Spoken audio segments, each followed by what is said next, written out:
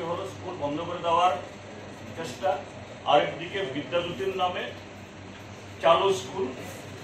এটাকে অচল করে দেওয়া, আর সে বিদ্যাজ্যোতি প্রকল্পের মাধ্যমে লক্ষ নয় কোটি কোটি টাকা তুলে তার কোনো সদ্ব্যবহারের কোনো চিহ্ন নেই। যদি সদ্ব্যবহার হতো তাহলে তো রেজাল্টে তার প্রতিফলন ঘটত। এই ঘটনাগুলি আমরা লক্ষ্য করেছি, আমরা এগুলো তীব্র প্রতিবাদ আমরা করছি। এর থেকে সরকার বিরত হওয়া। তারপর দেখা গেছে রাজ্যে প্রত্যেকটা দপ্তর এবং সমস্ত জরুরি পরিষেবাগুলি ঢুকছে। এটা শিক্ষা হোক, স্বাস্থ্য, সেচ হোক, বা এই পানীয় জল, কি পুলিশের পরিষেবা, এমনিতেই কোনো আইন শৃঙ্খলা নেই, তার উপরে হলো সমস্ত স্তরে এই ম্যান কমছে, কারণ রিক্রুটমেন্ট নেই। দুর্ভাগ্যে গত 3 বছরে এক একটা দপ্তরের যে রিক্রুটমেন্ট হবে, ইন্টারভিউ হবে নামে একই সংখ্যা, একই দপ্তর, একই পদ দিয়ে মন্ত্রীরা 2বার 3বার করে ক্যামেরার সামনে আসেন, বিজ্ঞাপন দেন, ফলাও করে ছবি ছাপেন, তার সামান্য কিছু ইন্টারভিউ হয়, তারপরে রিটেন টেস্ট হয়, কিন্তু তার আর ফল প্রকাশ হয় না। টিপিএসসি সহ জানি কালে টিপিএসসি অল্প কিছু এরকম তাদের পরীক্ষার রেজাল্ট বের করেছে, কিন্তু বেশিরভাগ ক্ষেত্রে আমরা দেখছি এই ইন্টারভিউ বাতিল করে দেওয়া হচ্ছে, ইন্টারভিউ রেজাল্ট প্রকাশ করা হচ্ছে না,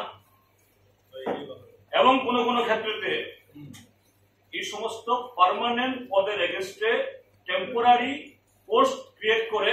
সেখানে আউটসোর্সিং এর নামে বহিরাজ্যের ছেলে মেয়েদেরকে অবৈধভাবে, সে অবৈধ নানা ধরনের অবৈধভাবে নিয়োগ করার মধ্য দিয়ে একদিক থেকে এই যে ডেপথ অফ ম্যান পাওয়ার এটা মিটছে না, পরিষেবা মুখ থুবড়ে পড়ছে,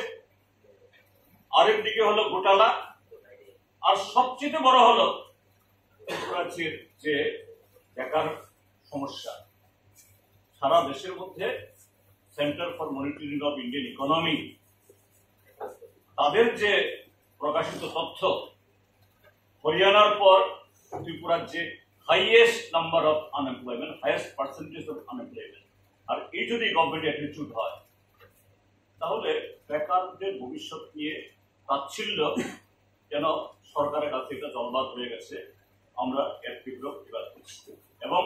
এই যে এই আউটসোর্সিং করার যে চেষ্টা, কতটুকু তারা মানে যাচ্ছেন আপনারা দেখেছেন যে ত্রিপুরা বিধানসভা একটা আইনসভা, ত্রিপুরার যে এই বাজেট নয়, শুধু সমস্ত দিক থেকে আলোচনার একটা পবিত্র স্থান, গুরুত্বপূর্ণ স্থান। সারা বছর বিধানসভা অধিবেশন হয় না, কিন্তু যে কটা অধিবেশন হয়, যদিও অধিবেশনটা এখন করে নিলে সেরকম,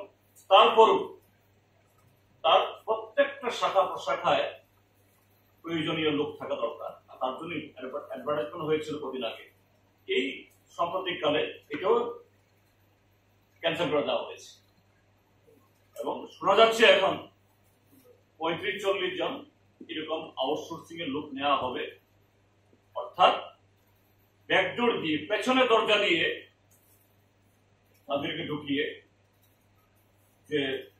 নিয়মিত স্কিল, এই সমস্ত সাবজেক্টে যারা পারদর্শী এদেরকে নিয়োগ করার যে প্রয়োজন, এটাকে সম্পূর্ণ মানে ইগনোর করে এই ঘটনা করা হচ্ছে। বিশাল মানে বিধানসভার মতো জায়গার সাথেও সরকার এটা ভূমিকা গ্রহণ